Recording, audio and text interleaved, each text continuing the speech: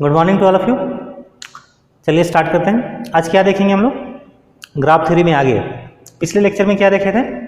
Basics, some basic terminologies which are associated with graph theory. उसी में आगे continue करते हैं। हालांकि ये कंसेप्ट काफ़ी कॉमन है, लेकिन इन कंसेप्ट का इम्प्लीमेंटेशन जो है वो काफ़ी ज़्यादा है आगे चल के, जैसे प्लैनेटरी चेक करने में, ग्राफ कलरिंग में, ठीक है, इस सब में। तो ये सब आगे बहुत काम आएंगे।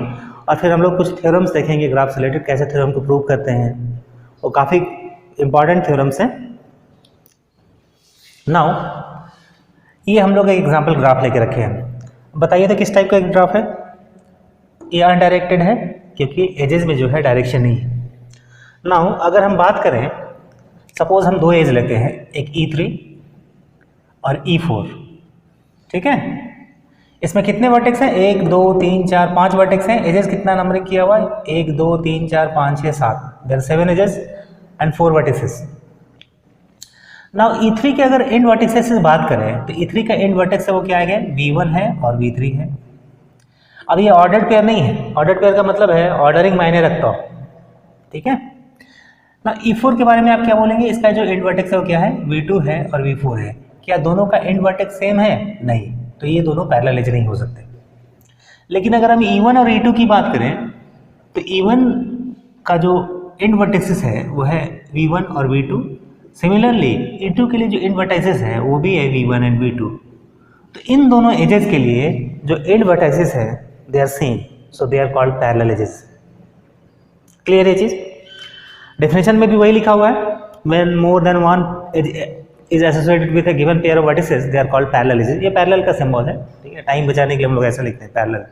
जैसे रेल का ट्रैक होता है ना, वो कभी आपस में मिलता नहीं है, ठीक है, पैरेलल लाइंस की तरह, इसलिए ये सिंबल यूज करते हैं पैरेलल के लिए। Now self loop. Self loop क्या है? वो एज जिसका स्टार्ट और एंड वर्टेक्स सेम हो, वो सेल्फ लूप कहलाएगा, ठीक है। जैसे ये देखिए E7, इसका स्टार्ट और एंड दोनों सेम ही है। हम लोग लास्ट क्लास में भी बोले थे सेल्फ लूप और लूप में डिफरेंस है, ठीक है। तो an edge having the same vertex as both its end vertices is called a self loop. Now adjacent edges कब बोलेंगे? एडजेसेंट मतलब अगल बगल। तो टू एजेस को आप एडजेसेंट कब बोल सकते हैं वो देखिए। अगर मान लीजिए हम ले E2 और E5, ठीक है। तो E2 का एंड वर्टाइसेस कौन सा है? V1 और V2। और E5 का कौन सा है? V3 और V4। अब इनको कुछ ऐसा कॉमन होना चाहिए था जिसपे दोनों एक साथ अटैच होते। जैसे आप एडजेसेंट मतलब क्या होता है? आपके बगल में कौन बैठा हुआ है, चाहे आपके मकान के एडजेसेंट में कौन सा मकान है, तो इसका मतलब पक्का है कि उसका जो बाउंड्री वाल है उसे शेयर होता हो। आप वो दो ब्लॉक छोड़ के उसको नहीं बोलेंगे कि वो एडजेसेंट है, मतलब बाउंड्री वाल शेयर होता हो तभी वो एडजेसेंट कहलाएगा। मतलब अगर बीच में आपका मकान है और इधर समथिंग एक्स का मकान है, इधर वाई का मकान है, आप बीच में जेड है, तो जेड के एडजेसेंट कौन कौन से हुए? एक्स और समथिंग वाई, जो भी बोले, ठीक है। Similarly two non parallel edges, या नॉन पैरेलल तो लगना ही है, are said to be adjacent if they are incident on a common vertex.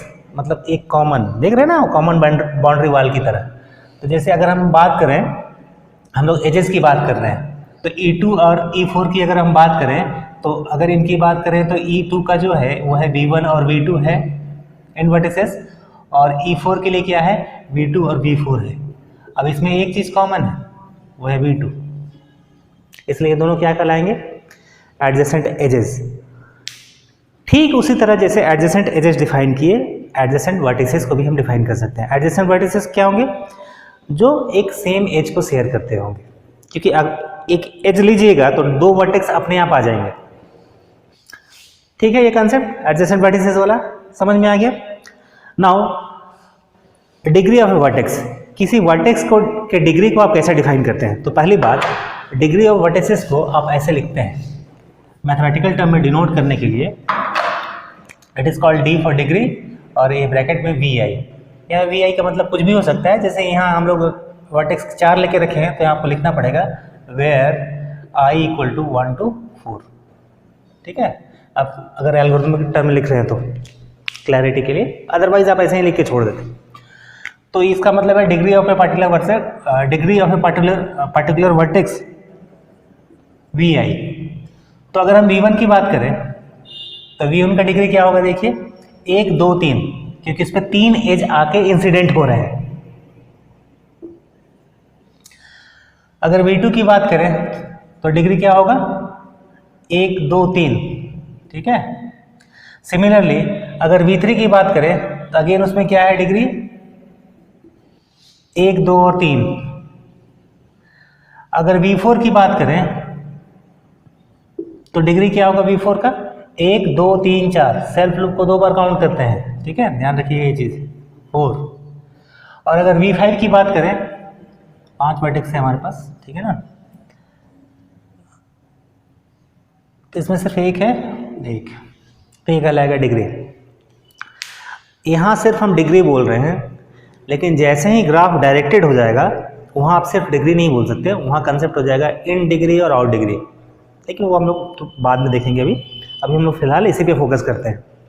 वहाँ पे कुछ बदलने नहीं जा रहा, क्योंकि यहाँ पे डायरेक्शन नहीं है, ओनली डिग्री। वहाँ पे डायरेक्शन है,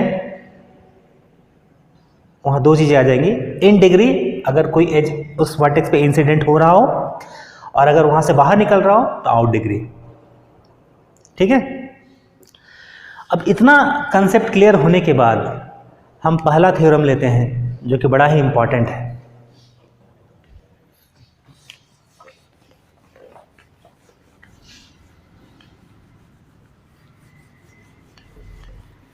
नाउ वो जो पहला थ्योरम है वो है the sum of the degrees of all vertices in G is twice the number of edges। मतलब अगर हम पूरे vertex, suppose there are n vertices, तो आप लिखते हैं i इक्वल टू 1 से लेके n तक, उनके डिग्री को अगर सम करें तो एजेस के 2 गुने आएंगे, ठीक है। इसी को अगर थ्योरम में नाम देते तो हैंड शेकिंग बोलते हैं, लेकिन उससे मतलब नहीं है, हम लोग को बेसिक कंसेप्ट समझना है। जैसे यहाँ पे देखिए, अगर हम इसी में बात करें तो एजेस कितने हैं आपके पास, एजेस हैं 1 2 3 4 5 6 7, देयर आर 7 एजेस।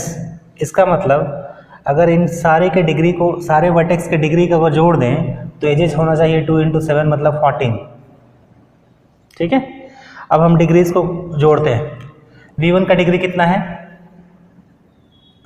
3, V2 का कितना है, अगेन 3, V3 का कितना है, अगेन 3, V4 का कितना है, इट इज़ 4, V5 का कितना है, इट इज़ 1, ठीक है। तो सबको अगर सम करें तो कितना आ रहा है, इट इज़ 14, ठीक है। ये हमेशा ट्रू होगा। ये ऐसे भी समझ सकते हैं समझने के लिए, अगर आप एक एज लेके आ रहे हैं, जैसे एक एज, तो ये अपने आप 2 डिग्री को इंट्रोड्यूस कर सकता है, कर देगा, कर सकता है क्या, क्योंकि यहाँ 2 डिग्री हो गया। नाउ देखिए, अभी हम दूसरा एक एज लाके सपोज इस पे इंसिडेंट करा दिए, ये V1 रखते हैं, ये V2 रखते हैं, V3। अब जैसे ही दूसरा एज लाए, अगेन आपका डिग्री 2 से बढ़ गया। देखिए, इसका 1 हो गया, इसका 2 हो गया, इसका 1 हो गया, क्या हो गया, 4। वेरीफाई हो रहा है ना, 2 × E = 4 एंड सो ऑन। तो ये जो थ्योरम है ये हमेशा के लिए ट्रू होगा। क्लियर है ये चीज, इसी को बोलते हैं हैंड शेकिंग थ्योरम। तो ये बड़ा इंपॉर्टेंट थ्योरम है, इसको याद रखिएगा, ठीक है। ये पहला कंसेप्ट है। नेक्स्ट हम लोग कुछ और देखेंगे, ठीक है।